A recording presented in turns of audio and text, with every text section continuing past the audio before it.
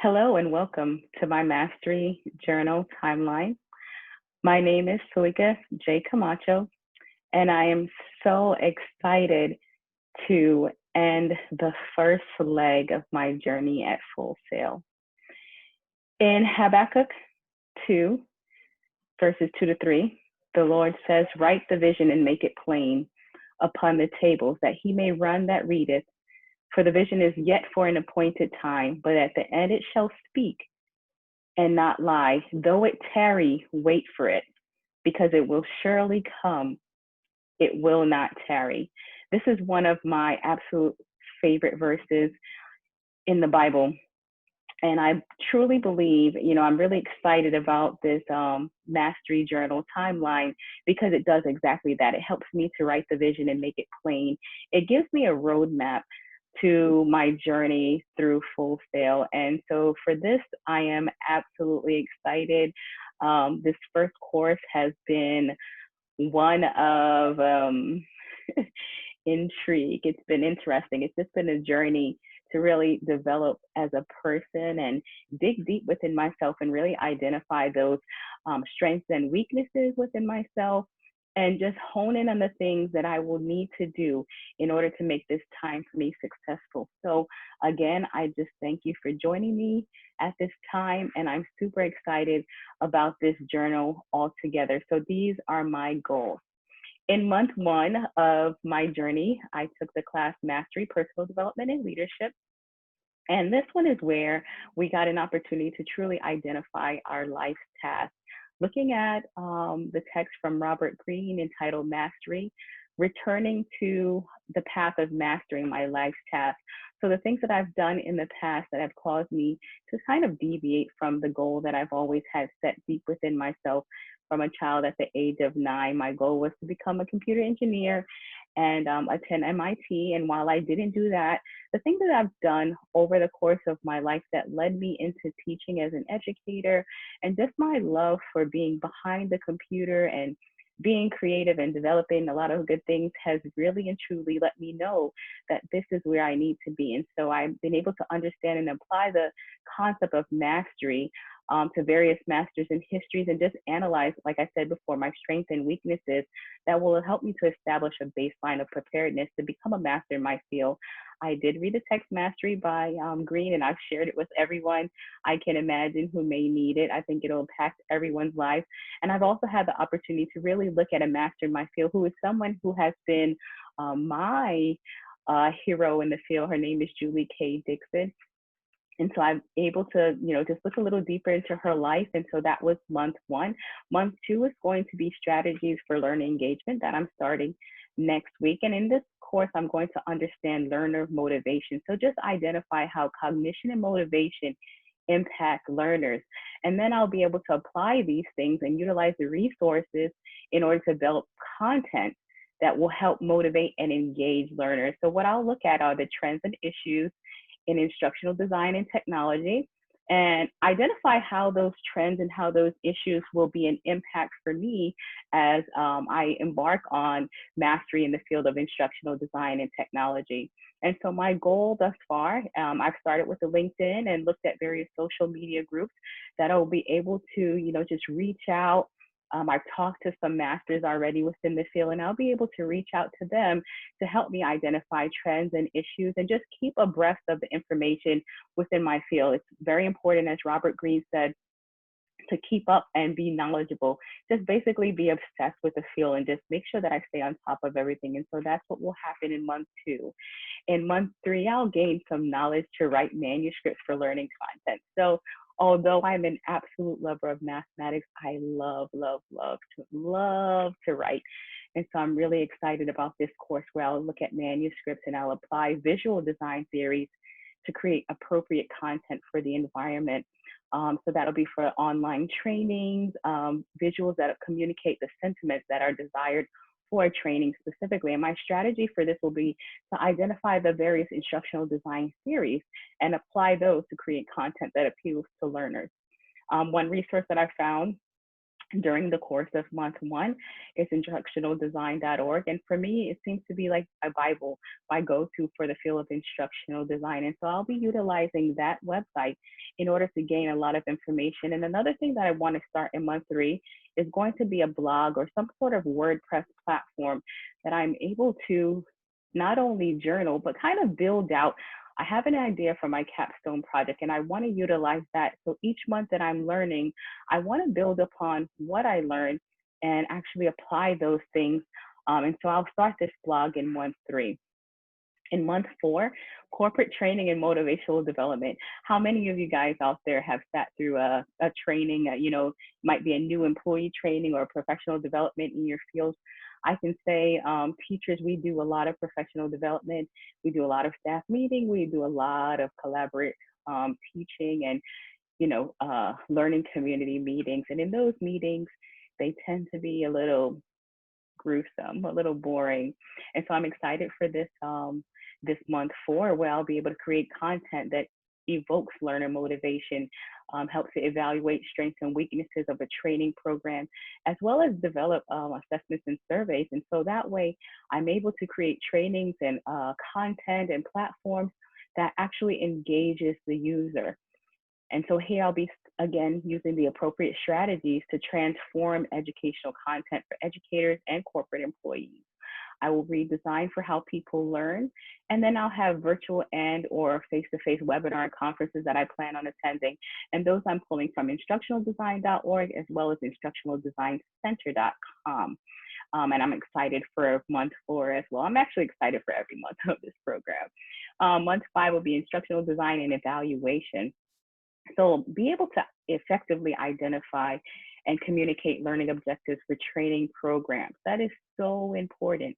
Want to make sure that the learners or the employees or whomever take part in part of a webinar, conference, training, whatever, they have a clear understanding of what exactly it is the expectations are for the course, training, webinar, et cetera. And so this will be the opportunity in month five where I'm able to evaluate design strategies as well as the appropriateness for various learning environments.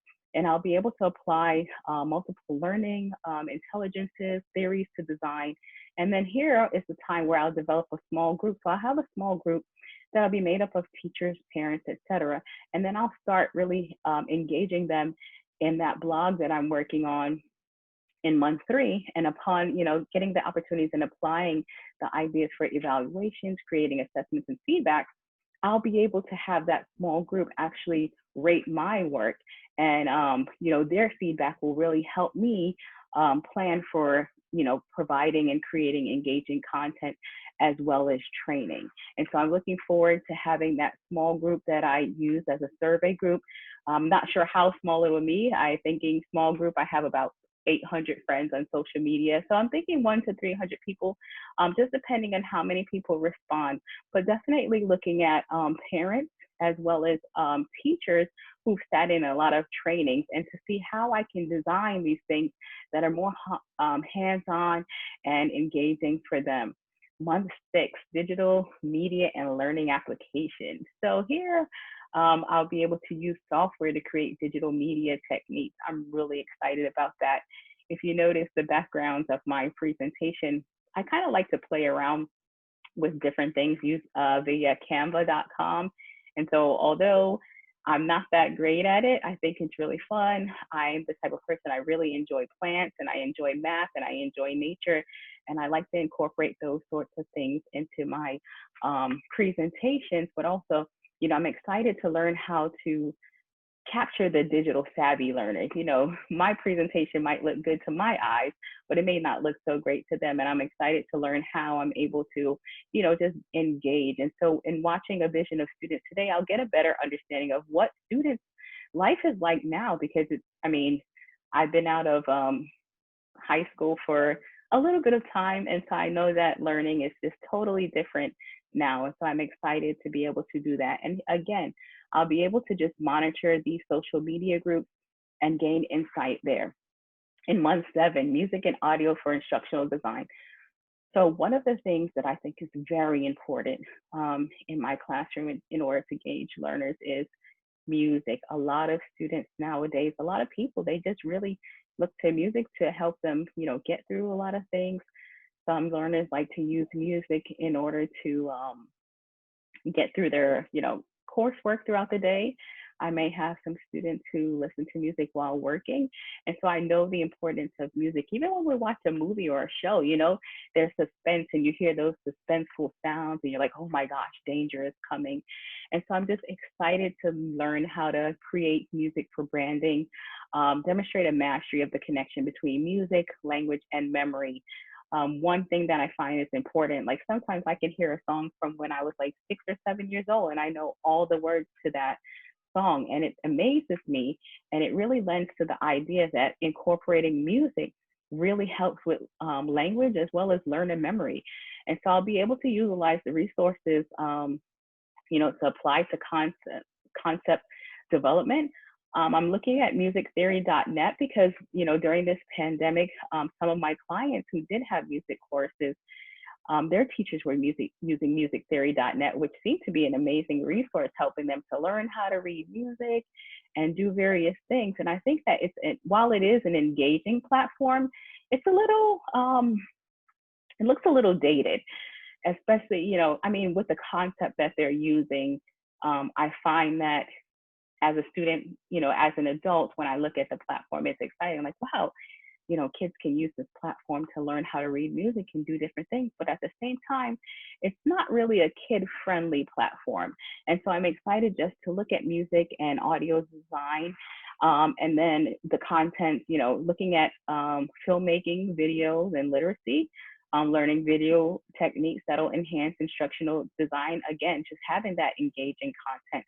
So like now I'm doing this recording and I'm like, well, it would be awesome if I'd be able to pop up month 8 on the screen. And I'm not really that great with using Zoom and, trying to do the do the PowerPoint and those sorts of things. And so I'm just really looking forward to see, the difference between making this audio and this visual right now and, 8 months down the line, how much better, my, my presentations will look once I'm able to add in filmmaking principles and, just utilize those concepts and really develop my content. So I'm going to read the step-by-step, the complete, step-by-step guide to designing and teaching online courses. And then I'm excited to utilize things such as Adobe Illustrator to engage, again, engaging content for my focus group at this point. So maybe at this point, I'll be making video content that is engaging, possibly, I don't know, maybe my focus group will be clicking through the video and being able to, give feedback and possibly take notes as they watch along. So I look forward to month 8 as well. Clearly, there's a pattern here, right? I'm looking forward to all the months. So month 9 is game strategies and motivation. Now, it's 2020. We all know that game strategies are important. Everyone's doing games. We have the kids out here and they're playing Fortnite and they're playing FIFA. We have the adults on their phones and they're trying to crush all those candies and they're, building all the words and they're doing all these Sudoku puzzles. And so I would be a fool to say that game design and strategies is not important. It definitely is important. And so I'm looking forward to just applying those game design techniques to create engaging and motivational content as well, based on the various gaming models and academic theories and the psychology of it all, right? In this time, I'll be utilizing instituteofplay.org to expand my knowledge base, as well as, again, looking at the content and the concepts, applying them and advancing them for that focus group that I created in month 3. So that's pretty exciting. Month 10, learning management systems and organization. And so this is where I get into, I guess, kind of like the meat and potatoes, right? I don't really know what I mean, I have an idea of the description of the courses and the goals of the courses, but in my mind, I would love to build out some learning management system that's geared towards, adding all of these things, game design and videos and things that are going to be engaging to the learners as they go along. So it's like they're kind of playing a game as they go along. They're hearing the music, the music might get exciting as they progress, as they meet those objectives throughout the course. And so I'm looking forward to just examining tools that, will be able to used for different learners, look at various curriculum modalities. And then here I would read learning management systems and instructional design best practices. And then, maybe in this, I'll have an opportunity to build out my own learning management system and have my test group, utilize it. So at this point, I'll be, an expert, sort of say, hopefully, in game design and video technique and music and audio. And so here I'll be able to possibly build out a mini learning management system that incorporates all of those things that I've learned in the previous month.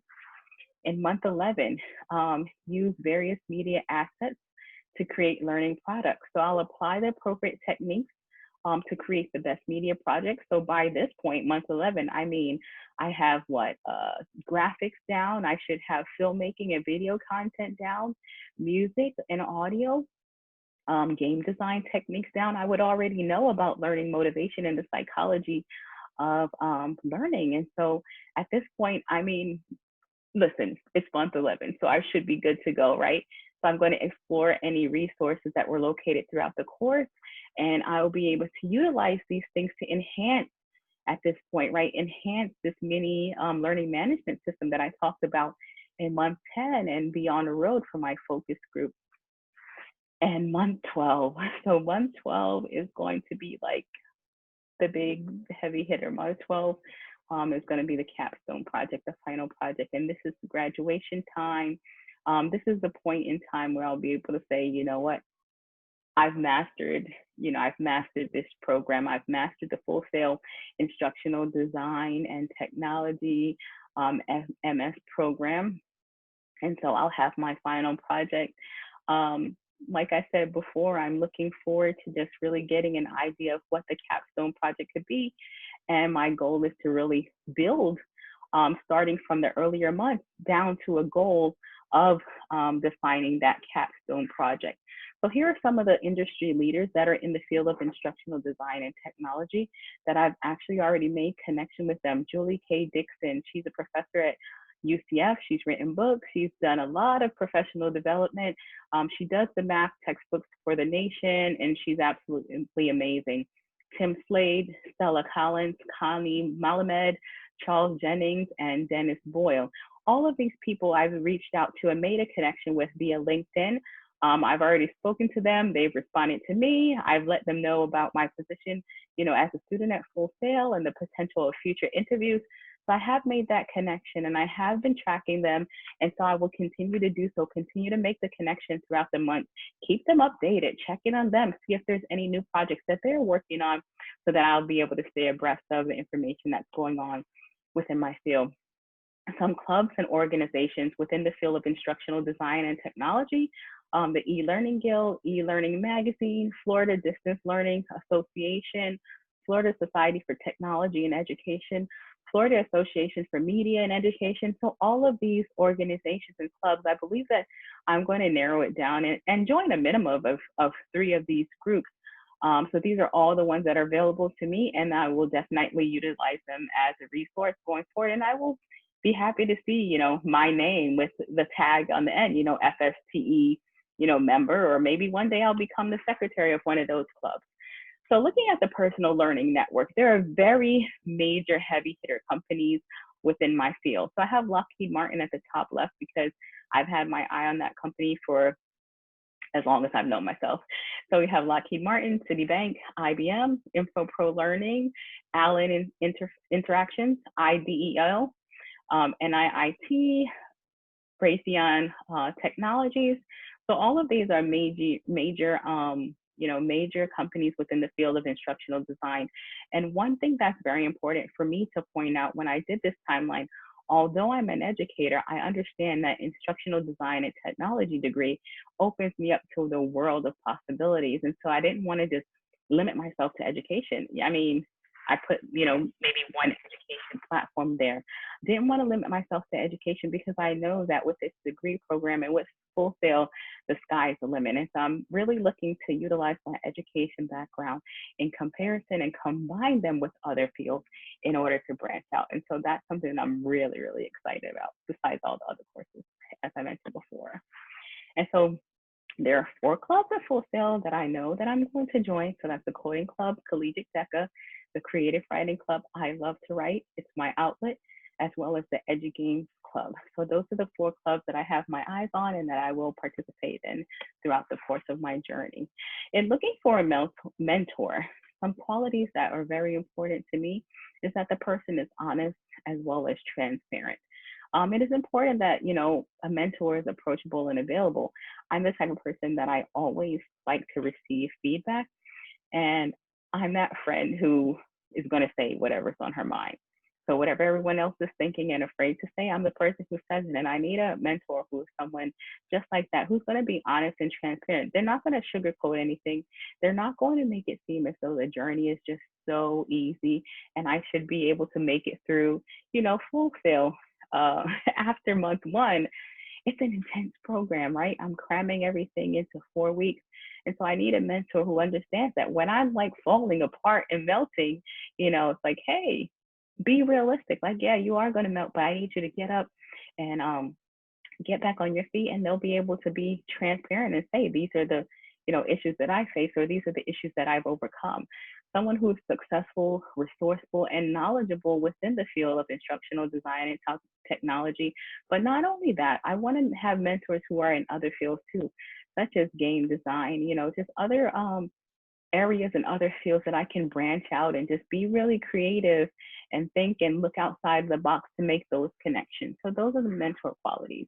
And this is a timeline that I created for the 12 months that I just went over. One thing, as I said before, I love nature. I love, like going out on the boardwalk, going to the beach, going near water. And so I kind of looked at these as my stepping stones, from months 1 through 6. I'm just really, it looks to me like I'm like balancing. And so I wanted to make the circles so I'm balanced and I'm getting my footing. But as I get to month 7 and 8, it's like I'm taking one step at a time. I'm narrowing my focus down. And my vision focus is really on month 12, which was the month of my success. And so that's just my overall timeline. My references are listed there. And I just want to thank Full Sail for this opportunity. One thing that I can say is that this journey has been so seamless. From the moment that I was even interested in, joining Full Sail up until, me getting there, and even throughout my courses every week, student success team, they're contacting me, they're reaching out, they're being very positive. When I respond to them, they've been prompt. My professors have been amazing. When I reach out to the professors, they're always open and willing and knowledgeable and encouraging. And so I just want to thank Full Sail for the positivity and the commitment to my success. I really and truly look forward to the rest of this journey. Thank you very much. And this is my Mastery Journal timeline. Thank you so much for watching.